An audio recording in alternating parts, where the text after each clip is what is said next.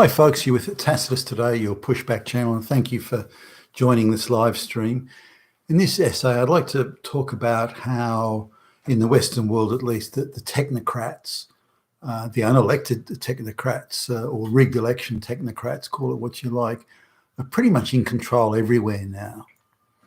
There was a time when parliaments used to be made up of actual working people who'd had real jobs, had to put food on the table, had to perform at a job, had to run the risk of being fired at those jobs, and had to live what you'd call a life of reality.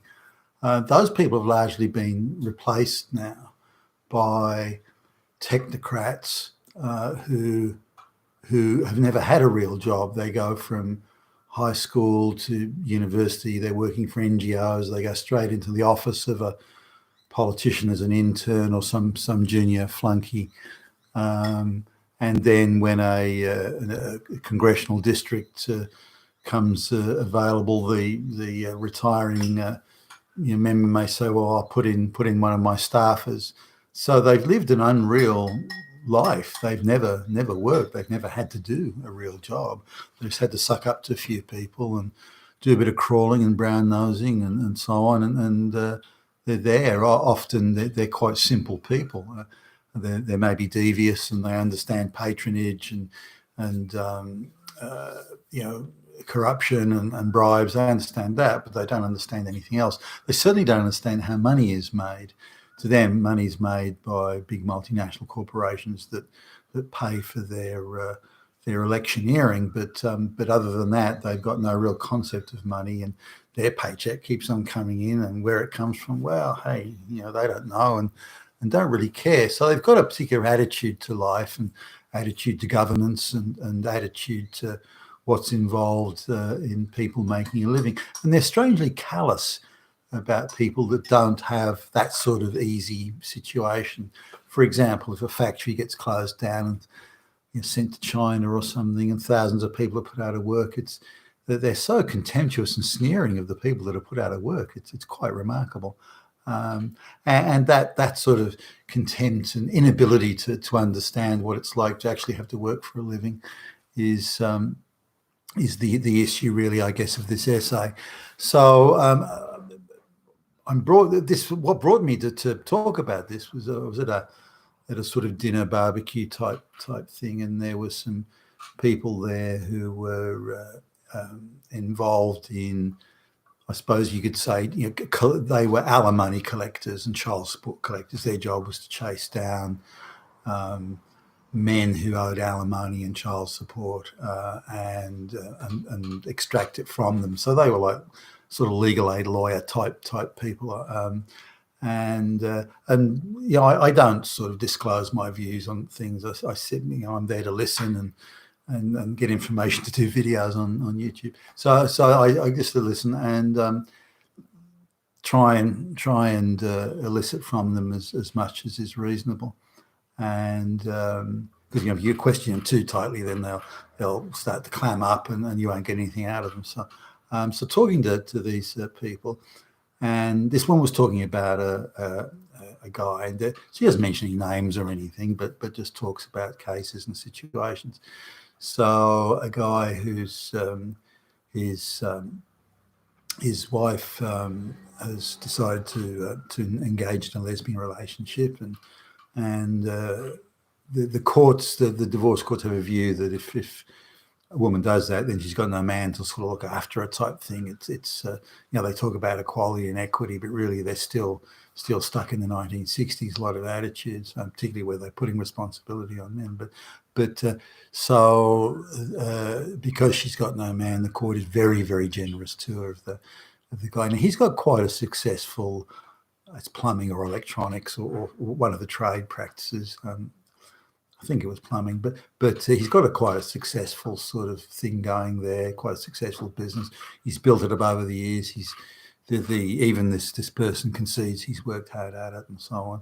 So, but their perception of money, if you're making a lot of money, it must mean either two things: you're corrupt or you've got friends that are gifting you a nice cozy gig. And public servants and people like that, they only understand the world in those terms. They don't understand people who've sacrificed and worked hard, given things up, lived a Spartan lifestyle while they're getting their business off the ground. These sorts of things. They don't understand that. They just say, well, if you're doing well, you must have buddies that are gifting you things. Or you're in some sort of patronage network, someone's giving you lots of gravy and that sort of stuff. So that's their whole perception, because that's how it works in the public service and the NGO sector. So they perceive just the rest of the world must be like that. They don't get the idea of sacrifice and hard work can make a difference to your income. They think income is fixed unless you've got, again, somebody who gives you some patronage gig that pays better. So anyway, the guy is he's up for a lot of alimony and child support, and instead of making him personally responsible, the court, on the advice, I think of this woman, decided to make the business, so they tried to make the business responsible for paying all the alimony. Now, the guy. It was a lot of alimony. I think I'm being very generous to the woman here, but he looked at it and decided his business wasn't viable if he had to pay that much out, because he's got to start his life over again and that sort of thing. So he decided to close down his business and then open up another business. And so then they have to take him to court again and say that the new business then has to pay. And so this one was telling me, she was outraged. He closed his business down. Can you believe it? Just so he didn't have to pay child support and alimony. What a bastard. What an arsehole. What a fascist. What a Nazi. And she was going right over the top. And so I asked her the simple question, why is he bad for doing this? Why aren't you bad? Why isn't the court bad for demanding so much from him? Why isn't that bad?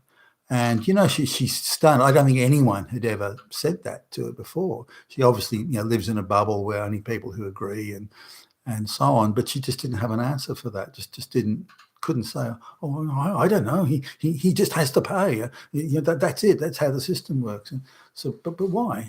I get that, but why? Well, why is what he does? Why is his behaviour wrong? When those who put that huge impost on him to the point where he could barely live his life, why isn't what they did wrong?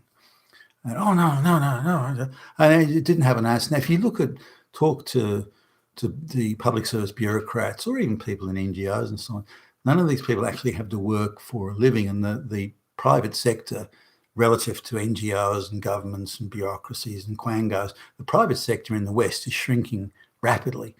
And a lot of this money, this debt that the Western nations are incurring, is to fund the transition away from private business, in effect. So, and really just the big multinationals will be the private sector. Yeah, sure, you'll have a few odds and sods here and there, like, say, franchisings, where the big multinationals will own the brand, and then they'll have franchise, like corner stores or things like that. So you still have that type of thing. And the odd one of those, one or two of those will do all right. But this idea of getting out there and creating wealth and making new wealth and so on, those days are fast disappearing, and we've got a bigger and bigger government, NGO, quango sector, and none of these people, including the body politic, none of these people really have any idea of how money is made outside of graft and corruption. And I think that's where we're heading, which is rather concerning, I think. You've been with Tassos today, your Pushback channel, and thank you for listening.